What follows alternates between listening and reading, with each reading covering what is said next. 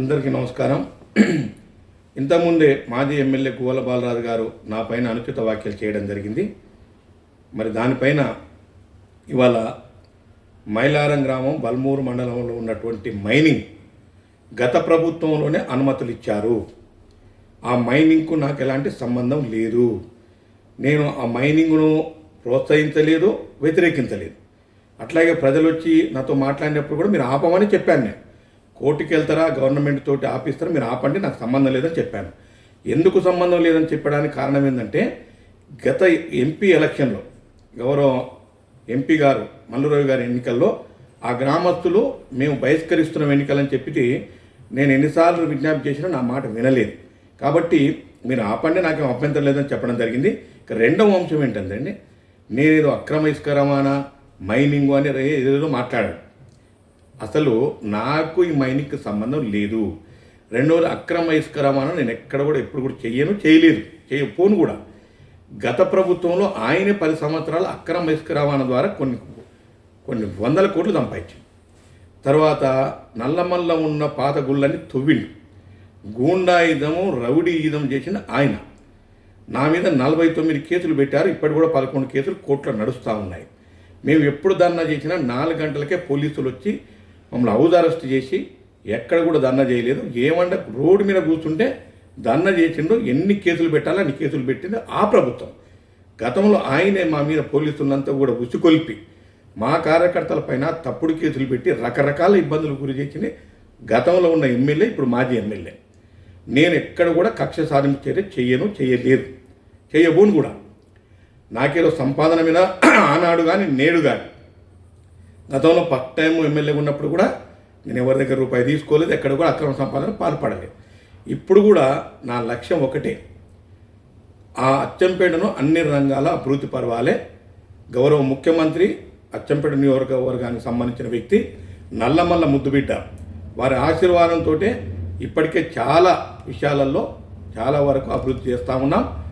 రాబోయే కాలంలో పూర్తి స్థాయిలో ఇక్కడ ఉన్న బేసిక్ ఎమ్యూనిటీస్, ముఖ్యంగా నీళ్లు, నిధులు, నియామకాలపైన దృష్టి పెట్టి గౌరవ ముఖ్యమంత్రి గారు పనిచేస్తూ ఉంటే, ఇవాళ గౌరవ ముఖ్యమంత్రి గారిని కూడా స్థాయి తెలవకుండా మాట్లాడుతుందంటే ఆయనకి ఇంకా గర్వం పోలే. చింత చచ్చినా పులుపు దావన్నట్టుగా ఇంకా ఆయన ఏదో రూలింగ్లో ఉన్నాం, నేను చెప్పిందని నడుస్తుంది అన్నట్టు భావిస్తూ ఉన్నారు. నిన్నగాక మొన్న బ్రహ్మరామ ప్రభ రోజు కూడా న్యూసెన్స్ చేసి 3 సార్లు దండం కూస్తున్నాడు. అయినా మేము ఓపిక పట్టాం.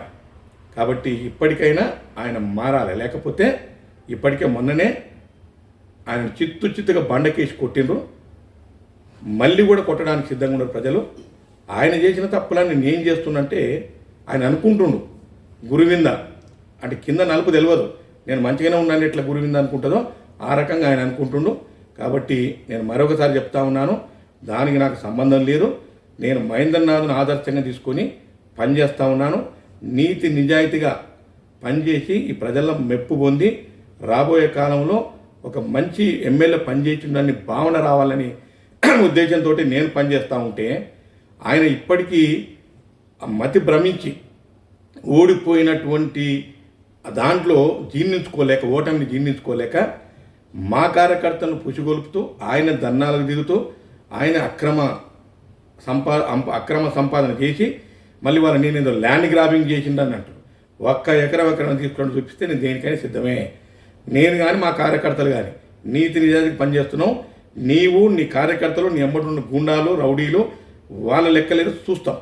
తప్పకుండా వాళ్ళు ఆక్యుపై చేసిన లెక్కలన్నీ తీస్తాం. నీవు ఎక్కడెక్కడ ఏమేమి చేసినావు అవన్నీ లెక్కలు తీస్తాం, ప్రజలకు చూపిస్తాం. త్వరలోనే ఆ రోజు దగ్గరలోనే ఉంది. కాబట్టి అనుచిత వ్యాఖ్యలు మానుకో, వాస్తవాలు తెలుసుకొని మాట్లాడితే కనీసం ప్రజలకు గౌరవం ఉంటుంది. లేకపోతే ఉన్న గౌరవం కూడా పోతుంది. ఇప్పటికీ నీకేం గౌరవం ఏం లేదు. ఇవాళ ప్రజలందరూ కూడా అచ్చంపేటలో స్వేచ్ఛావాయువులు పీలుస్తూ ఒక దుర్మార్గుడు పోయిండు అన్నటువంటి ఒక భావన కలిగి ఉంది. మళ్ళీ దుర్మార్గం పనులు, రౌడీయుధం చేస్తే ప్రజలు చూస్తూ ఊరుకోరు, చట్టం చూస్తూ ఊరుకోరు. కాబట్టి ఇవాళ అక్రమ మైనింగ్ అని అంటున్నాడు కదా, నాకు ఎలాంటి సంబంధం లేదు. ఉంటే ప్రూఫ్ చేయండి, దేనికైనా సిద్ధమే. కాబట్టి ఇప్పుడు కూడా నేను మా అధినాయకులతో మాట్లాడి దాని మీద ఏంటిది విషయాలు తెలుసుకొని దాన్ని ఆపడానికి కూడా ప్రయత్నం చేస్తాను మనం చేస్తూ, గోల బాలరాజు గారికి ఒకటే ఒక మాట చెప్తున్నా, ఇప్పటికైనా నీవు అనుచిత వ్యాఖ్యలు మానుకోవాలి. లేక రాబోయే కాలంలో ప్రజలు ఈసడించుకునే స్టేజ్ వస్తుంది.